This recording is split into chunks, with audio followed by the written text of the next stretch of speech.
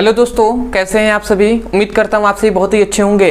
तो आज के इस वीडियो में हम पढ़ने वाले हैं क्लास 10th और क्लास 12 फिजिक्स का बहुत ही इंपॉर्टेंट टॉपिक जो है भैया गोलीय दर्पण। तो गोलीय दर्पण किसे कहते हैं, इसका परिभाषा क्या होता है उसको हम समझेंगे। उसके बाद हम देखेंगे भैया गोलीय दर्पण के प्रकार। तो गोलीय दर्पण के दो प्रकार होते हैं, एक है अवतल दर्पण, एक है उत्तल दर्पण। तो अवतल दर्पण किसे कहते हैं, उत्तल दर्पण किसे कहते हैं, इसका हम चित्र से समझेंगे और बहुत ही आसानी तरीके से आपको समझ में आएगा। तो चलिए दोस्तों अपने टॉपिक को शुरू करते हैं। तो यहाँ पे हमने लिख दिया है भैया गोलीय दर्पण का परिभाषा। उसके बाद हमने लिखा है गोलीय दर्पण के प्रकार, एक है अवतल दर्पण, एक है उत्तल दर्पण। हमने परिभाषा सबका लिख दिया है। तो अब हम बताते हैं भैया गोलीय दर्पण किसे कहते हैं।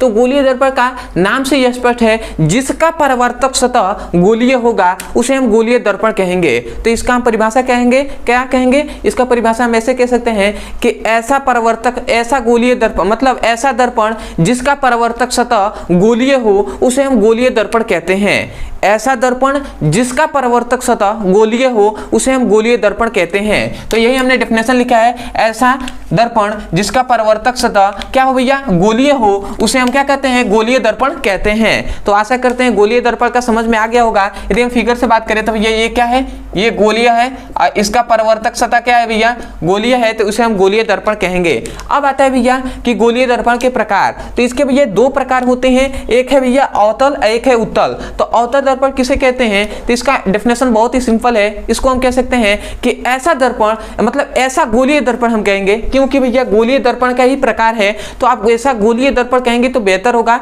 या दर्पण भी आप कह सकते हैं। तो आप क्या कहेंगे, ऐसा गोलीय दर्पण या ऐसा दर्पण जिसका परावर्तक सतह अंदर की ओर धंसा हुआ हो उसे हम अवतल दर्पण कहते हैं। मतलब ऐसा गोलीय दर्पण जिसका परावर्तक सतह अंदर की ओर धंसा हुआ हो या दबा हुआ हो उसे हम अवतल दर्पण कहते हैं। यदि हम फिगर से बात करें तो ये इसका फिगर हो जाएगा।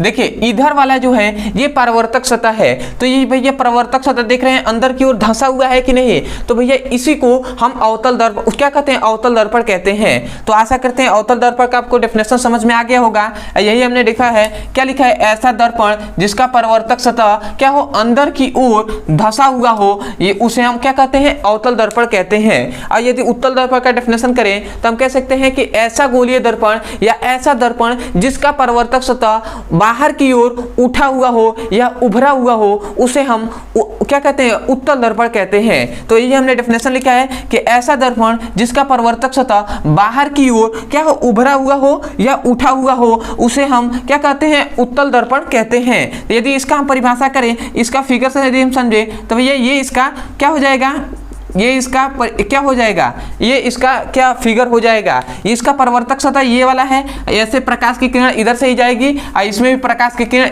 इधर से ही जाएगी। देखिए इसका परावर्तक सतह जो है ये उठा हुआ है कि नहीं, उभरा हुआ है, उठा हुआ है। तो आशा करते हैं आपको परिभाषा बहुत ही अच्छे से समझ में आ गया होगा।